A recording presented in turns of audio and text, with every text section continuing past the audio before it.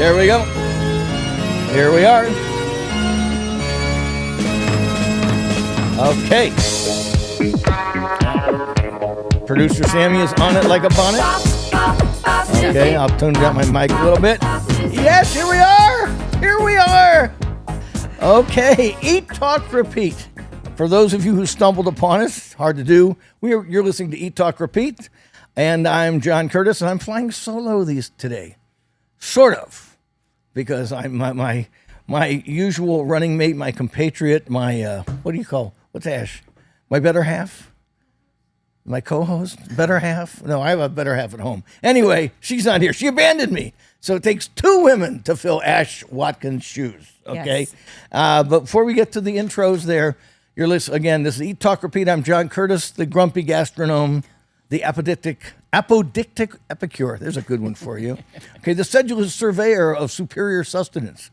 And that I'm just kind of a guy who loves to eat out and talk about it. Ash is out of town, but no worries today. We have, as I said, two of the grand dames of Las Vegas to fill her shoes. Main Street Provisions own Kim Owens, who pretty much is the maven of Main Street at this point. She is. Okay. She is. And Melinda Sheckells, the queen of all media in Las Vegas. I used to just be the queen of Las Vegas, and now I'm the queen of all media. Yeah, I added. you are- You get a new title with John every couple years, every couple months. He recycles. He puts up a new title for Keeps you. it interesting. Yeah. Well, we'll get to Kim. We'll get to Melinda in a minute because it's shorter for her to list the places she hasn't worked than the ones she has when it comes to media. But before I get to that, again, we're listening to Eat, Talk, Repeat. We're at Eat, Talk, Repeat, eattalkrepeat.com. Like, follow, and subscribe us on the internet. We have a newsletter. It comes out every Wednesday called the Amuse-Bouche. You can like, follow, and subscribe to that. And as usual, send all your hate mail, questions, and fan mail to cheers@eattalkrepeat.com. And we even love the hate mail. Yes, we do. It actually makes us think, and we love the people who chime in with all sorts of ideas, criticisms, what have you. So we're going to dispose with our regular format today, which usually we go through like food news you can use, and I go through my long-winded, reviews of restaurants. We're going to get right into what I call Las Vegas then and now, with two ladies who have lived the life and know where all the bodies are buried. Okay, first up, Melinda Sheckells has been both of these are friends of mine, of course. Melinda, TV, print, podcasting, like I say, lifestyle journalism, celebrity interviewer, food journalist, you name it. So that's Melinda Sheckells. She'll tell you in a minute everything she's done. Kim's the owner of Main Street Provisions. Previously, went from corporate management of Del Frisco's Double Eagle Steakhouse for how many years? I was with Del Frisco's for 17 years. I was vice president of operations in my last role there.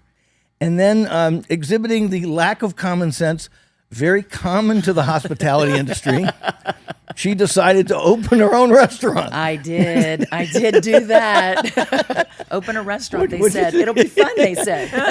What's the best way to make a small fortune? Start with a large one, in the restaurant. So, Melinda, tell us a little about yourself first, because, yes, you have worked in every piece of media in Las Vegas. I think I have. You're right. So when did you get to Vegas? I came to Vegas in 2007, which was probably the worst time to come to Vegas because when everything was cratering. Right, it was right before everything cratered. So I was living in Newport Beach and grew up in Southern California, had been in Newport Beach for 10 years. And then my mother was living here and she was like, don't you want to move to Vegas and not pay income tax? And I'm like, yes, that's exactly what and then there was also no last call. So no income tax and no last call. So you could drink all night long. You could just drink if you wanted to. Okay, I don't know. Those were the things I factored. Orange County's very sleepy. 9 o'clock cutoff. Yeah, so. I love it when Orange County people think they're sophisticated, and it's really like Nebraska on the water. Okay, it really is. But this was pre-Mastros, so that was everything was kind of before and after Mastros in Orange County when that arrived. But came to Las Vegas in 2007 to be the editor of a magazine called Las Vegas Home and Design, which was part of Greenspun Media Group, then became editor of Vegas Magazine, which I think was where we eventually met John. And then after that, moved on to 944, which was like a nightclubby kind of magazine, and Vegas 7 and Vegas Rated and those publications. And then... so everyone you've been with has failed. Yeah, every single one. Well, guess what, John? Much like restaurants. Me too. Yeah, exactly. Every magazine. I always say I've been laid off from every job I ever loved, and that's true because they've all been magazines. So, you know, the magazine industry obviously has not fared very well in the last few years. So, 2018, when Vegas 7 closed, I ended up, I had developed a bunch of really great freelance contacts and, was writing for a lot of national publications at that time. So, made a go of that, and also kind of started to dabble in radio a bit, hosted my own radio show, which you were on, John, on local radio there. And then since then, I've just, really been I'm proud to say that I've been a working writer for more than 20 years, and I'm still a working writer. I'm still paid. You may be the last samurai here. Okay, the last professional paid working writer in Las Vegas that doesn't work for the RJ or wherever else. But yeah, no, I'm a freelance writer, and recently just stepped on board with CityCast to do their Keep It Local newsletter, and appearing there. You can hear me talk there, as well as other places, TV as well. Just doing it local. Yeah. But I'll tell you, the tide has changed because the majority of my writing projects now involve things outside of Las Vegas, and that makes me sad. Right. Well, you do a lot of other media stuff, right? Yeah. With movies and popular all culture sorts of and stuff. everything A lot of entertainment, a lot of hotels now, and those things happen outside of Vegas. But I always was like, God, I always have to have my foot, my toe, my fingertips somewhere in the Vegas pot because that's, it's our hometown. We got to be there. Yeah, and you've done a fair amount of reporting on food and restaurants I in have your day. Indeed. Yes, you I've have. done a fair amount of eating too, So, all over the world. So before I start peppering my guests with all kinds of, let's say, awkward, embarrassing, cringeworthy questions. Like that. I want to, Kim, tell us about, now, you've been here since 2000. I have. Tell us a little more about how you got here in the first place. My husband and I got married 35 years ago, moved around just a little bit, settled in Dallas in 98, and I was working for, at the time, Macaroni Grill. I was a general manager with Macaroni Grill in a suburb of Dallas, Texas. My goodness. Back when Macaroni Grill was See, still this a I did not scratch know about kitchen. you. Yeah? Okay, yeah. It was still a scratch kitchen in 98. Yeah. Great concept. Brinker was a great company to work for. In 2000, I started getting recruited to be the general manager of the Del Frisco's in Las Vegas, Nevada. I had been to Las Vegas exactly once, and it had been for a convention for Macaroni Grill, and it had been for 3 days, and all I saw were the inside of banquet rooms and 2 nightclubs. That was all I had seen. So long story short, interviewed with Del Frisco's. They offered me the job. My husband, sight unseen, said, yeah, let's go.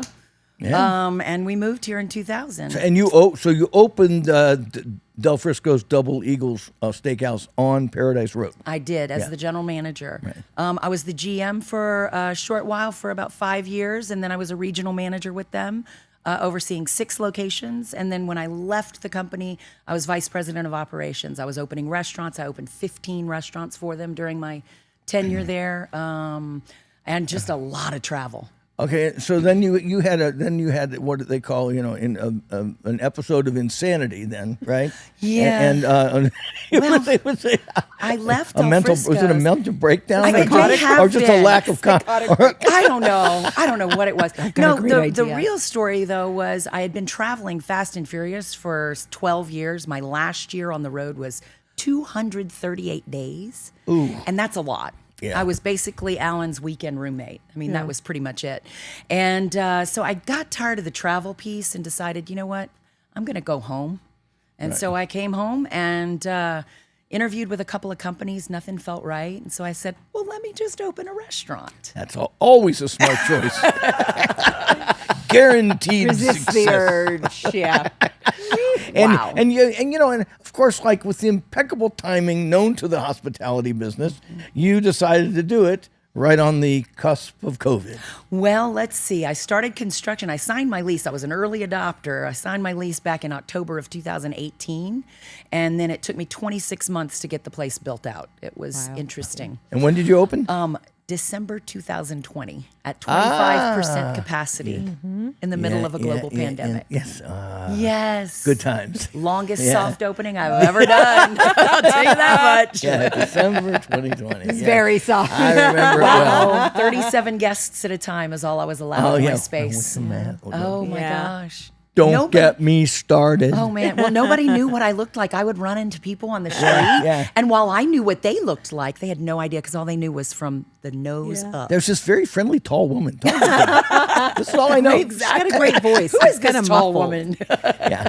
So Main Street Provisions, of course, one of our favorite restaurants in town. Thank you. Located on, let me think about it, Main Street. Main Street between California and Colorado. You don't call it a steakhouse, but that's really what it is. I think call it an American bistro / steakhouse. Like great bar, great wine program, great food. And against all odds, you made a go of it. I mean, you weathered the COVID storm.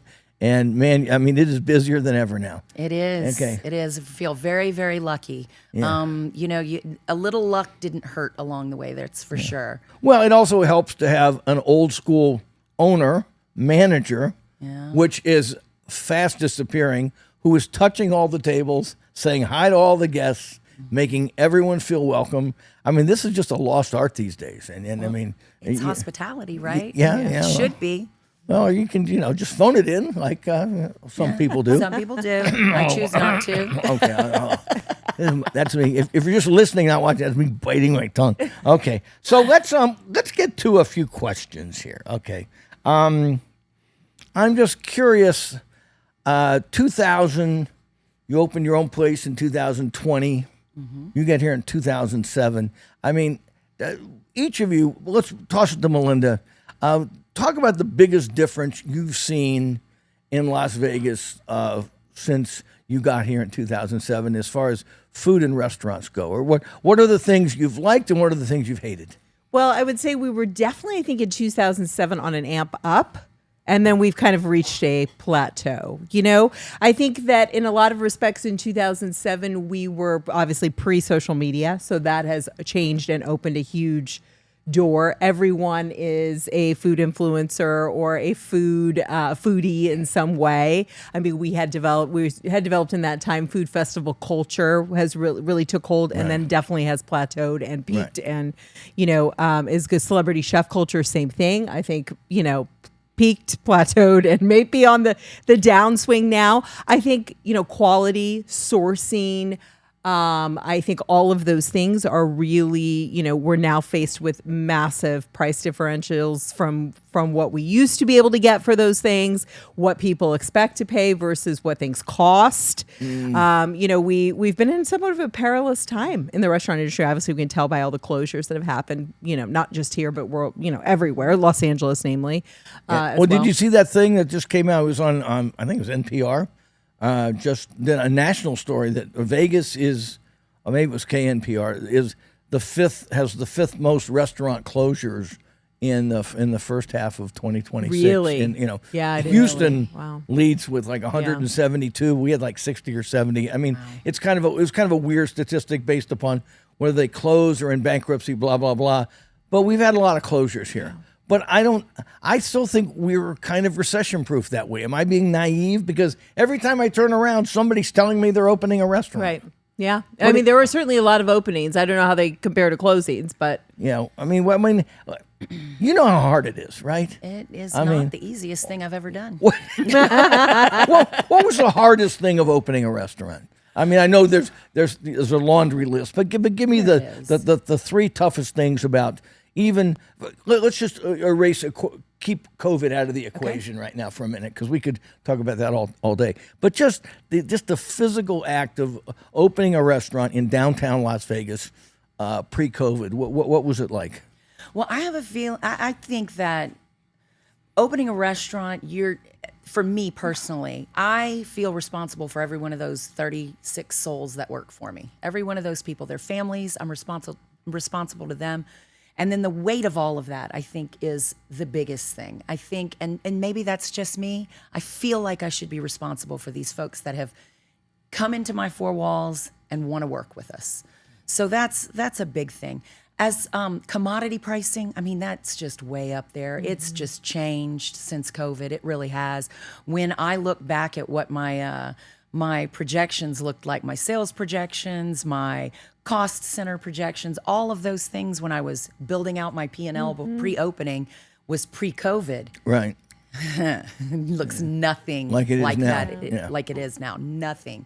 And it hasn't ever looked like my P&L looked like back then. Let me just throw a statement out and have you both react to it, because I'm always hearing these things when I watch the economic news. They go, well, yes, inflation's up like 12 and 14% since 2015. I go, hold on. In the food business, the $50 steak in 2018 is now the $100 steak, okay? I mean, and you can say that across the line. The $14 salad is now the $25 salad.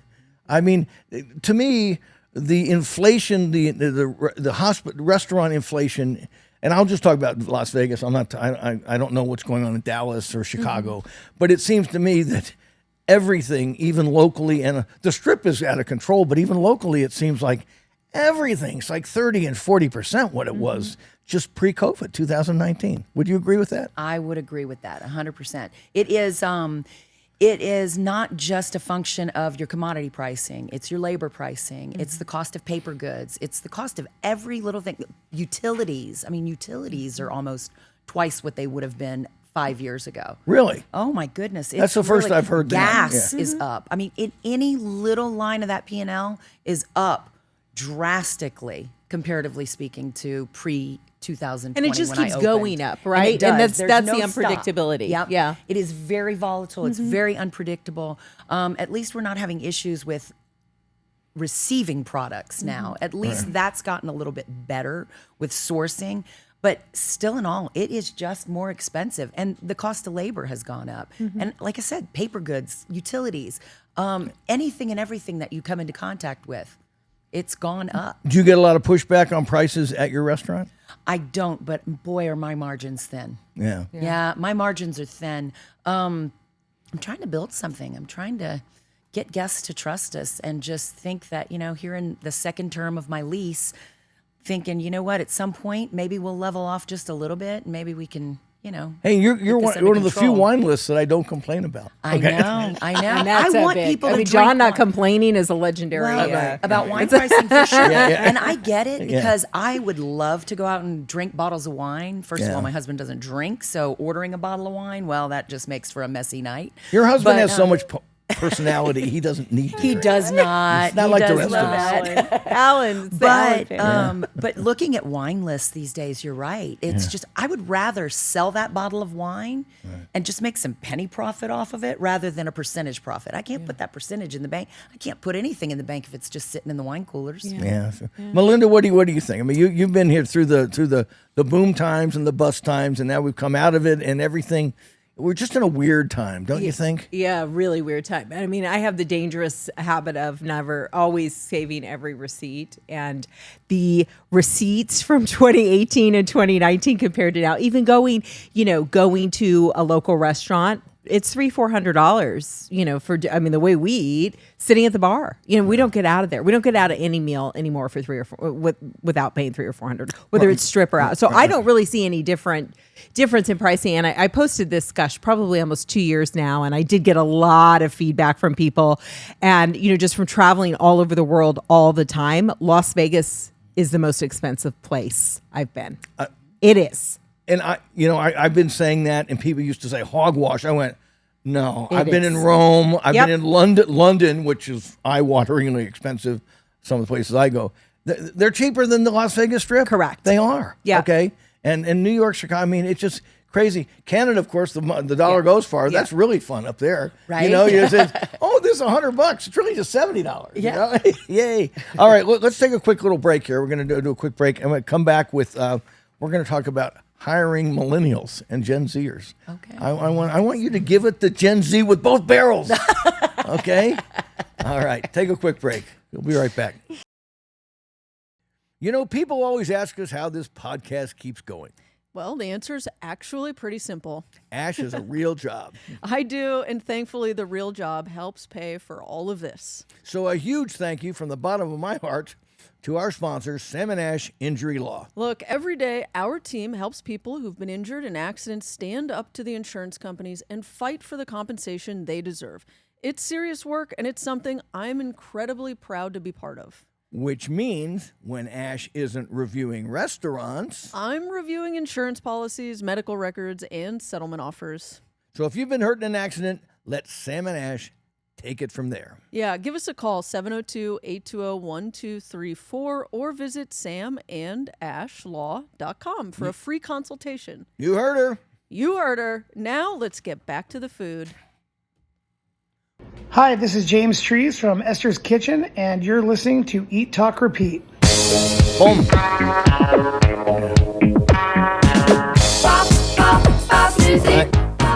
So we're talking about how expensive everything is. One of my favorite subjects.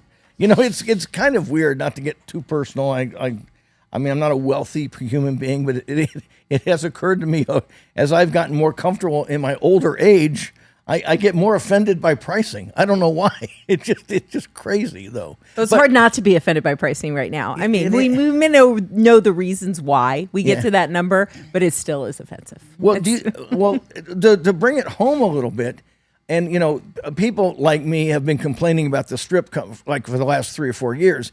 Do you think that some of that stripflation is creeping into the neighborhoods? Because it appears to be. Okay, and I see it on Chinatown even. You know what I mean? I mean, you can still even just that $9 pho that you got before is now $14. You know, and you see it in places like that. I wonder if that bodes ill for the future of the local restaurants that we all know and love. What do you think? I can only speak from personal experience, and I try to keep the pricing at a reasonable price point. If you compare my steak pricing to anywhere else on the strip, off the strip, your steak's one of the great deals. It's like $65, right? 60, yes, 62? I do a 10-ounce fillet for $60. Yeah, which is like $90 on the strip. No question. Yeah. I do a 35-ounce porterhouse with 2 side dishes for $115 right now. Right, which is $220 plus. Yes, on with the no strip. side dishes. On the strip, yeah. So I try to keep the value there for my guests. And value's not always derived by how much you're paying. It's also derived by your experience. So I feel like if you are going to have those high prices, why not just give a better experience to your guests and, you know, get some of the value from there. Yeah. Actually, the problem is that it's not out there. So all you're looking at is that $220 steak, and hey, well, what did I get for that? Right. Well, it's pretty outrageous. I would say that, you know, dining on the strip is very expensive, and I've traveled extensively in this country with your husband Del Frisco's. Yeah, and he works at one of the great, but also one of the really, really expensive steakhouses. He does. At SW in the Wynn on the Las Vegas and Strip. an amazing, and you get a great experience. It's amazing there. The food's incredible, but it's expensive. But Melinda, I want you to talk about this in terms of like the public, because I complain. Kim understands. Kim has to deal on a ground level with all this. But you go to the strip. If we go to, we're midweek recording this. I can go to SW Steakhouse tonight at 6 o'clock. There'll be 40 people waiting to be seated. Yep, it'll be full. And I always wonder, how are these people paying for all this? Well, I'm asking you because you are plugged in.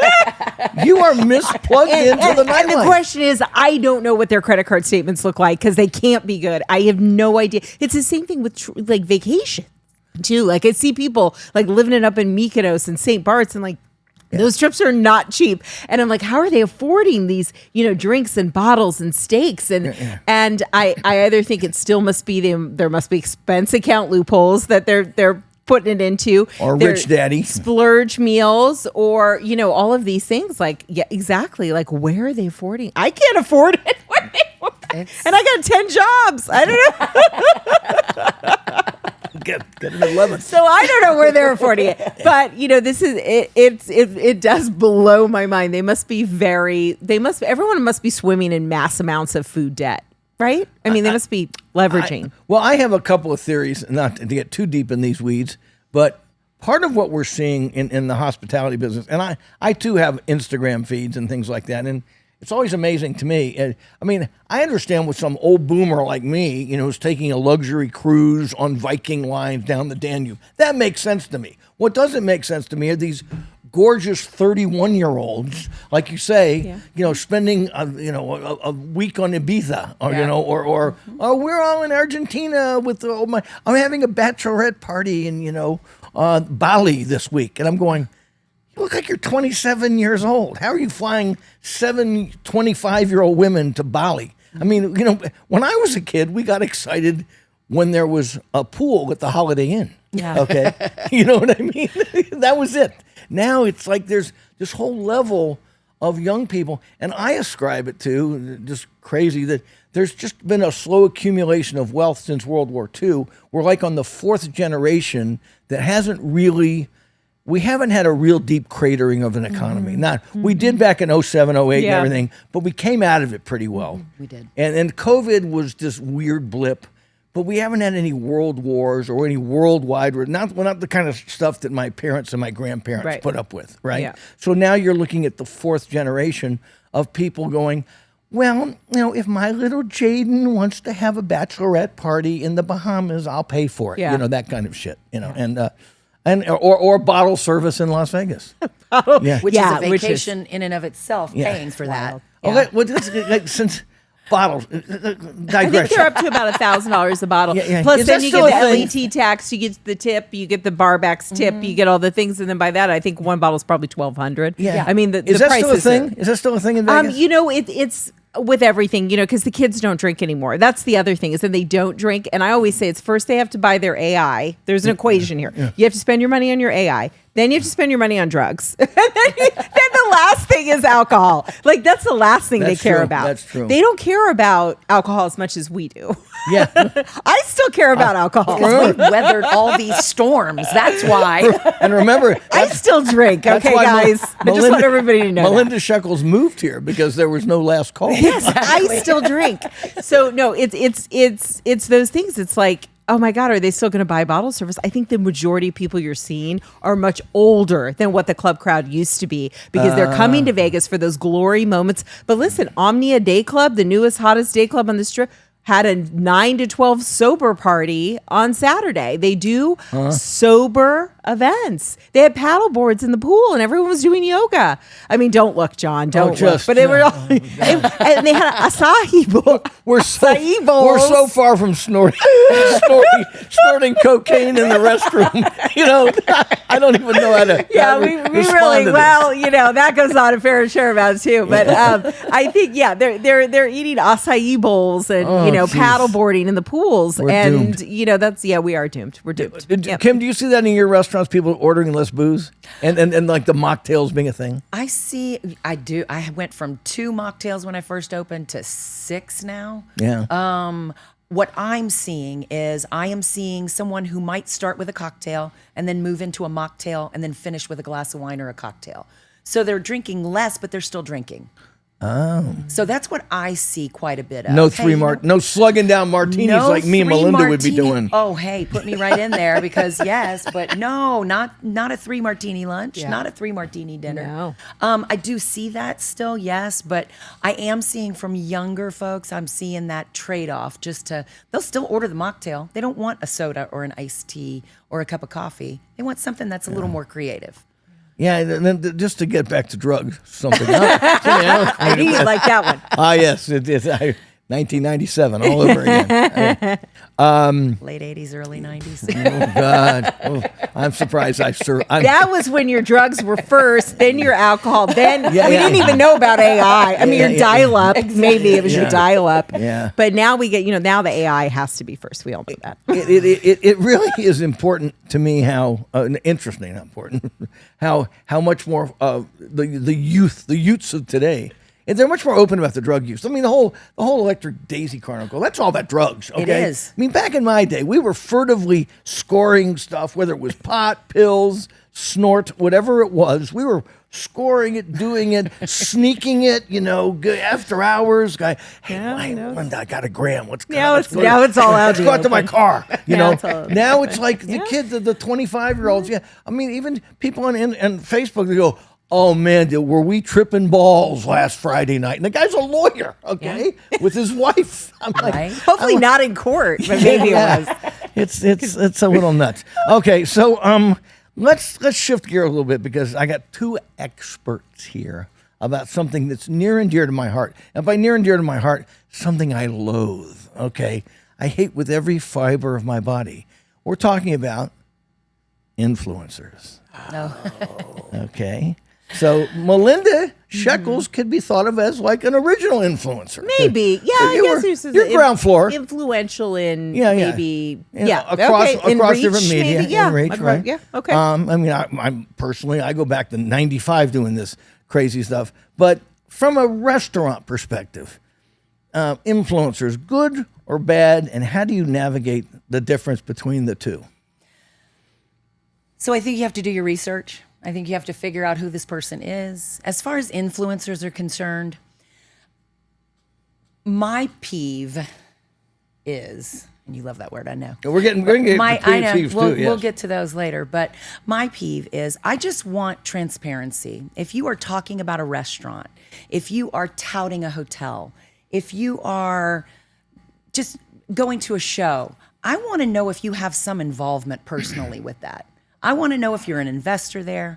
I want to know if you are involved with anything with the operations of it or the production of it. I just want to know because then to me, you're going to be a little biased.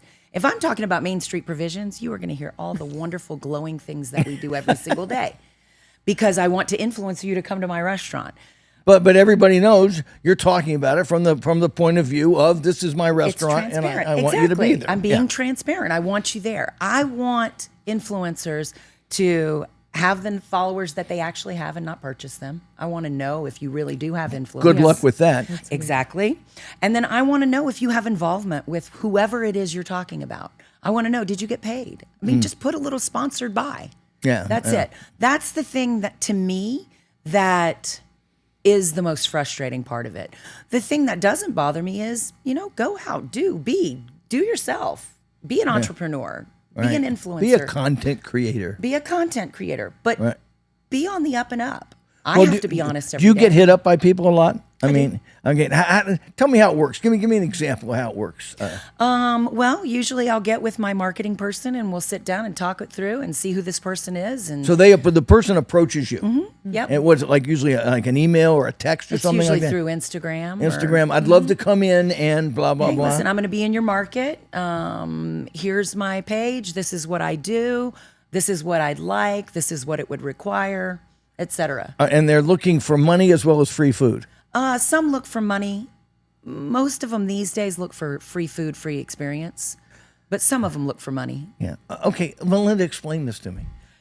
Explain it to me like I'm an 8-year-old. Okay, because if all you're doing is shilling for restaurants for free food, what's the end game?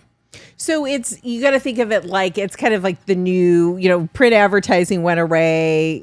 Paid media is very big. So restaurants then in turn use a lot of that content for their own campaigns. Like, I don't know if Kim does that, but a lot of times if an influencer comes in, produces great content, because that's what they do, then you can use that as part of that could be part of the deal, where then you can use that content for your paid campaigns or for your organic campaigns, because people then don't have the budgets to hire photographers and things like that. So they can kind of trade out using that. You're using their expertise. So you can to use promote it yourself. as a two-way street. Now this goes terribly awry.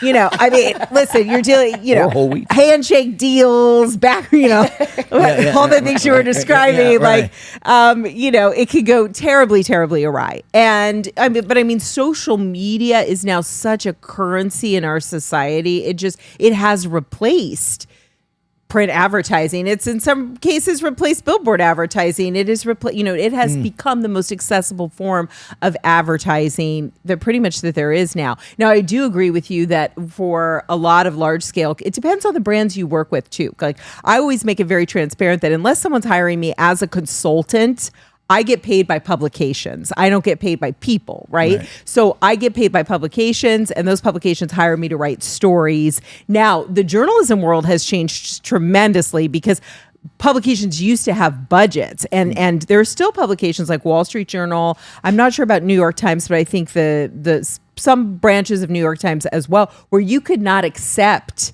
anything that was free as a writer for those publications. Right. I would say 90% of publications have done away with that Exactly. now. Yeah. And so that's where it's like, It used to be like you can't be a firm- critic. You can't be a critic, and you can't label yourself as a critic if you're taking anything that is for free. And you're always looking to be hosted. That's the euphemism. Correct. I'm getting to be hosted by them, which or means they're paying. collab. This word. Collab. Some people ask me like about a collab. I was like, "What's a collab?" And then I realized like what a collab was, and I was like, "Oh, that's interesting. It's never been put to me that way, a collab." But then I started to hear that word a lot. It's an influencer term, So the dynamics have completely changed. And, a lot of times, like, especially like, okay, I remember this one time I was hosted by McLaren for F1. And they did this incredible program where they brought in a bunch of journalists and they did, they wanted everybody at their F1 race. And they really made very strong, even as a journalist, they made me put, like, if I was going to post in social media, it had to be tagged brand partnership. It had to be tagged ad. And so there are major brands, I think, really do drive that line home, and you'll see it. But I think a lot of little guys are scared to do it. Yeah, they scared to enforce it. Right. Just, I mean, I please don't take this the wrong way, but most small businesses are just whores for free publicity. Right, they're trying to survive. Everybody's trying to survive. Whatever it takes. Yeah, it just. I mean, anything is, and it's so weird. In my lifetime, it used to be just word of mouth. Remember that in the Stone Age? Yeah. It was word of mouth. Maybe you took an ad in a magazine that said, "Please come to Main Street Provision, Steaks, Chops, American Bistro, Main Street, Las Vegas, Nevada. Oh, let's try that." And then, you know what I mean? And then if you were lucky, you got mentioned in a magazine or a TV or a radio show or something, and that helped business, and then you built your business. Now what gets me is, all this stuff makes sense, except it doesn't, because now it's just a blizzard of it. Right. I mean, it's like AI slop. That's what I call it. It's like influencer slop. Like there's so much of it. How do you distinguish yourself? How do you distinguish? Yeah. And it's I'm fatigued personally, just with opening Instagram now and seeing people that could not write one sentence are now writing these paragraphs long.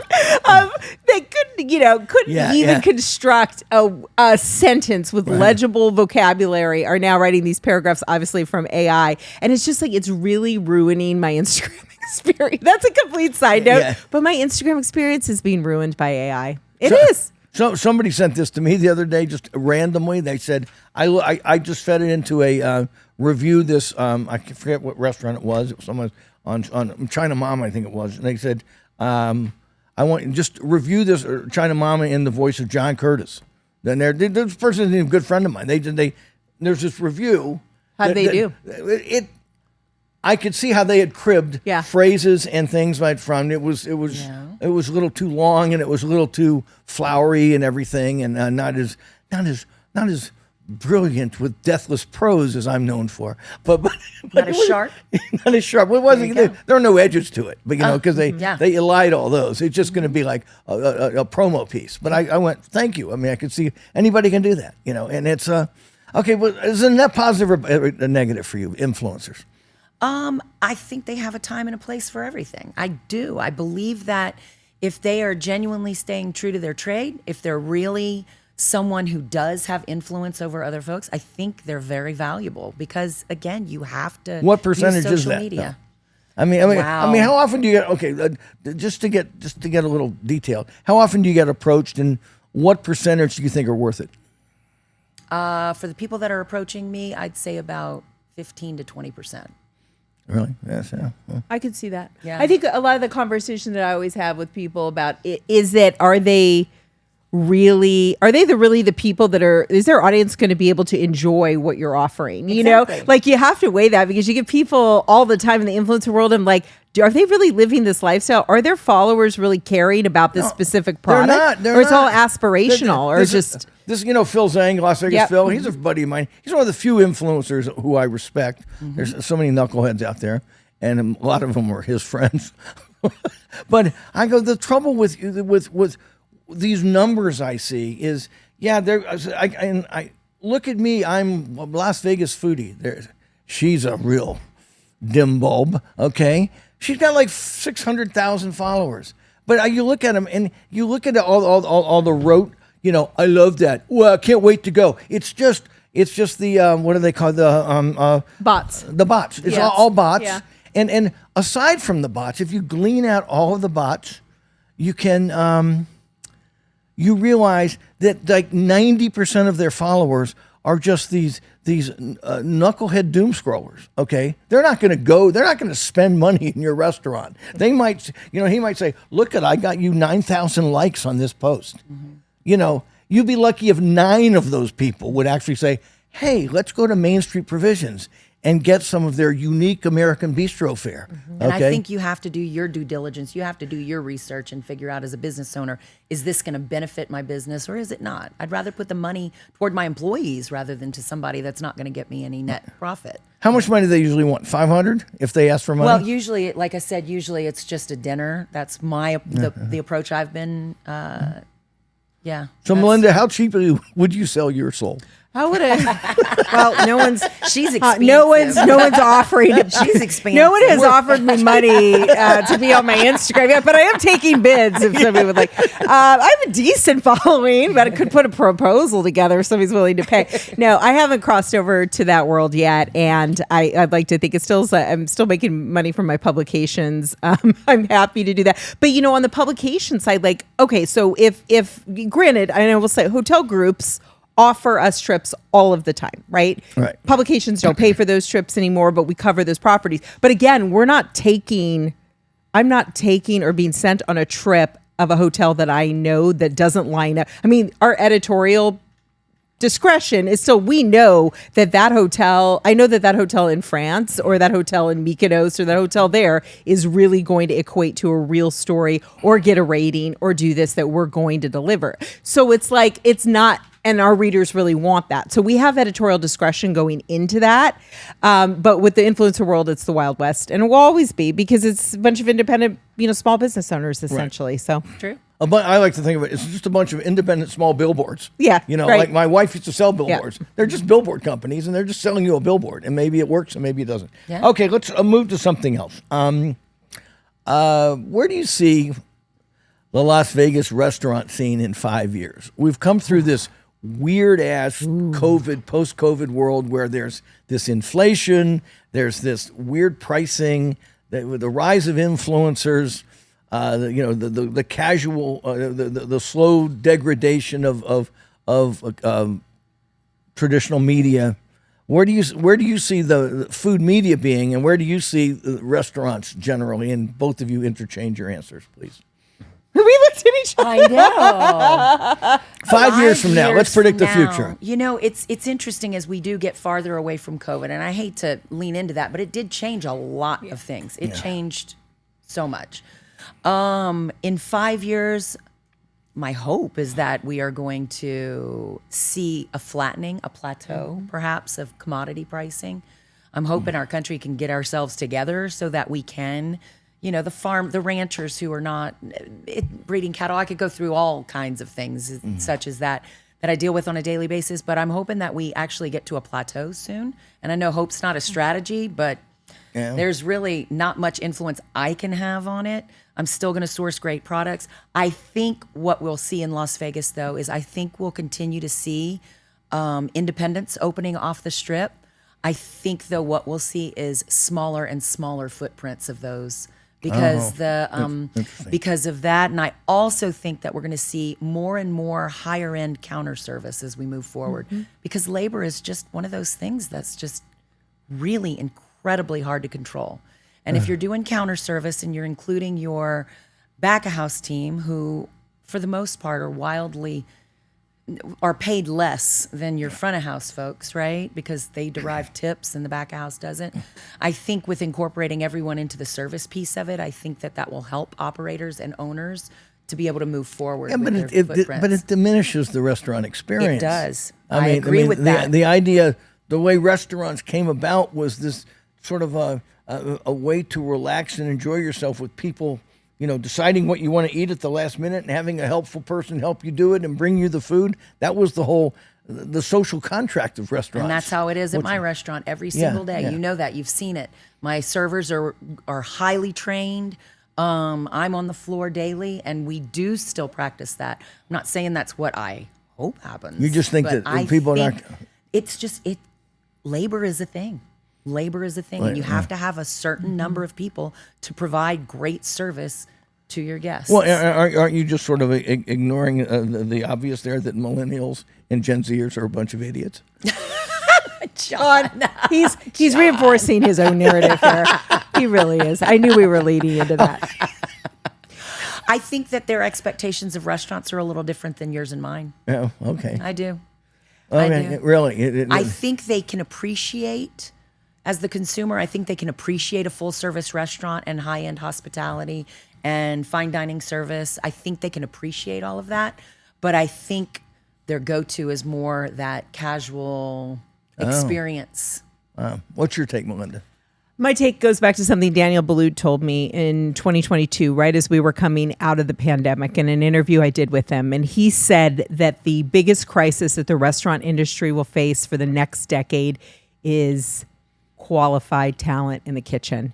And because of the fact so many people left the profession in COVID, he said that it would take at least 10 years to get back to where we were with trained staff in the kitchen at every level. And so I think that I live with a chef. I hear about it every single day. Who's cooking a steak? Who's qualified to cook a steak? Can anybody cook the steak? We don't have a lot of those steps in training. The people, and this also directly relates back to the influencer world, is everybody would rather take a picture than actually do the work. And this goes to your point, where if they're not learning, you would rather be a celebrity chef than actually put in the hours that you have to make minimum wage, working your way up in a hot kitchen. Nobody wants to do that work anymore. They can't find anybody to do that work. Well, to that point, that's my objection to the influencer culture in general, because the barriers to entry are so low. Yes. Okay. Back in the day, I had to travel, read, cook. You know what I mean? Research. There was stuff you did. You were on the ground learning and that was part of the learning curve, and you had to do it. As I said, it's one thing to be helicoptered to the top of a mountain. It's another thing to climb up there. Okay, and all these influencers, none of them have ever read a cookbook. I doubt any of them could poach an egg. You know what I mean? They just want to show up. Some of them are great looking. Some of them just know how to do all the fancy video and just go, and I'm here, and this is just the best creme brulee in the United States. It's so easy now. You know what I mean? If you want to know what the tacos are like in Guadalajara, Mexico, you don't have to go there. You can find out in 15 seconds. It's celebrity with food as prop. That's what it is. It's celebrity with food as prop. So it's so easy to do it now, but there's something elemental to the human experience is lost because it's also superficial. Right. So let's get to one more question, then we'll get to pet peeves. Will Michelin make a difference? I think it will. In the sense that since they're back, I think everyone has tried to up their game. I think there are some people out there who are looking to secure one of those stars. And I think chefs are really looking to up their game at this point. So if they come back again, I think they might see a very different Las Vegas than the first go round, because I think the chefs in this town today will figure out what it is they're looking for, especially from our city. Once they see the first, and then the next go round, pass. I think we'll see a lot of chefs trying to rise to that. Oh God! Hopefully not with more tasting menus. Please. I can't do tasting menus. Thank you. Thank Who you. can eat a tasting? Although I Thank did you. have a good one this week. Actually, I had 2 great ones last week, but that's beside the point. I think we had an incredible amp up to Michelin the first time. We had, we had the Guy Savoys of the world coming. We had Joel Robuchon's coming. We had Alex Strada. We had all of these. We had Bradley Ogden. We had a ramp up, right? I had lunch one time. I did with Joel Robuchon, Daniel Boulud, Guy Savoy, and Alain Ducasse. Wow. Yeah. All in the same place. Wow. Up at the top of Mandalay Bay. Oh. Okay. Yeah. Now that ain't happening anymore. No, we didn't. We don't have that amp up this time. Yeah. And I think there will be some an awakening when we see that list come out as to where we really are. And I think a lot of it has to do with the Michelin. Michelin demands a certain standard of service. I'm not sure that we have people that are trained in that level of service, but they will quickly learn to be trained in that level of service. I think also the sourcing and purveying might be a barrier for us with the value engineering that's gone on in a lot of the casino restaurants. So I'm curious to see what those look like. I think that overall, though, it will have a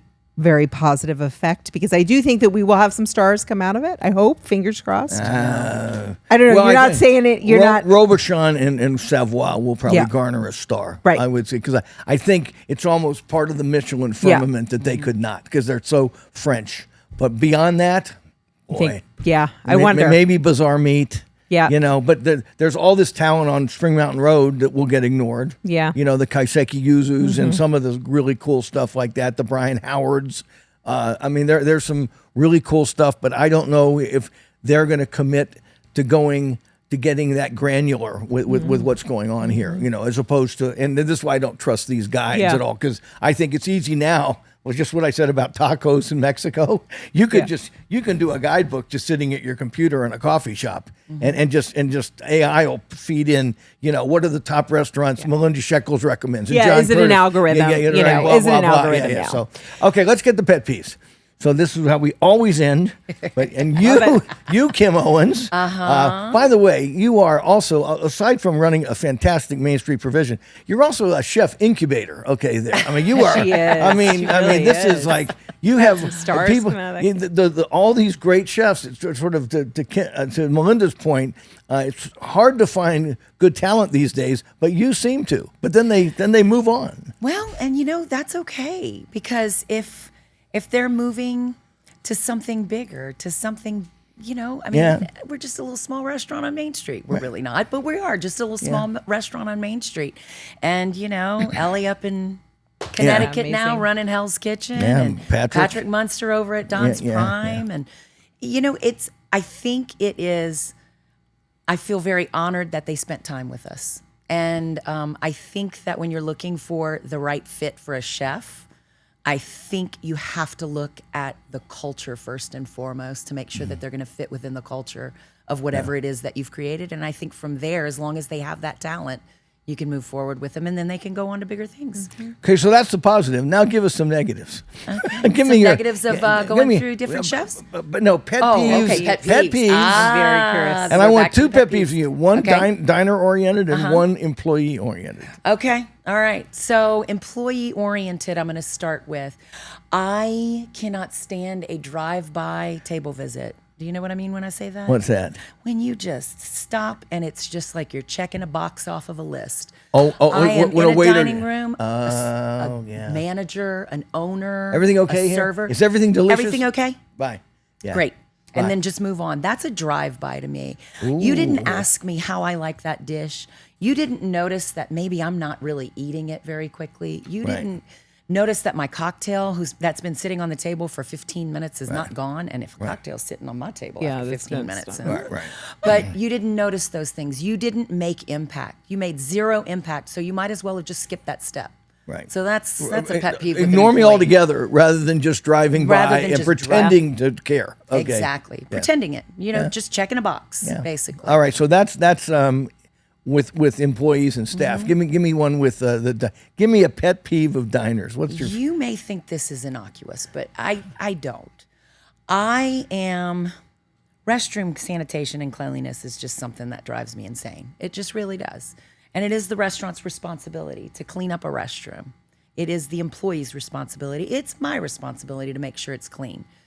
But unless you have a restroom attendant that's going to go in there after every single person, if you drop a piece of toweling on the floor, paper towel on the floor, pick it up. Yeah. If you're walking away from it, if that restroom is clean when you walked in, just take your paper Leave it towel the and just same way. wipe it down. And I know that doesn't sound like much, but my hostesses are in the restroom every 15 minutes. Yeah. And sometimes I'll walk in there and go, oh my gosh, what, did somebody just take a bath in here? Right, yeah. Just show some respect. It is. There's water all over the mirror. There's water all over the basin. And I take it you don't spend much time in men's rooms.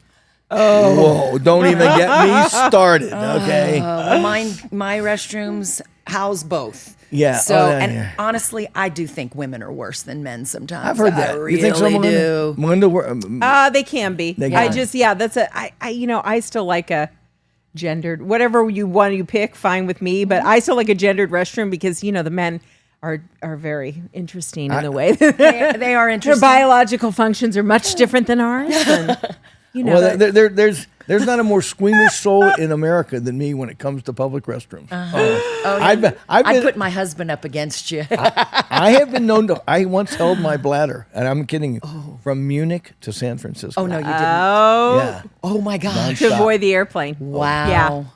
Somehow, airplane bathrooms are. I just settled in, Yeah. and I went. In hour 12. I went. I think I can do it, and I did. Oh, it. my Yeah. gosh. I was ready to go when That's impressive. Yeah, but I've also been known to, like, when it's really disgusting, and I will take an old paper towel and kind of, Oh, yeah.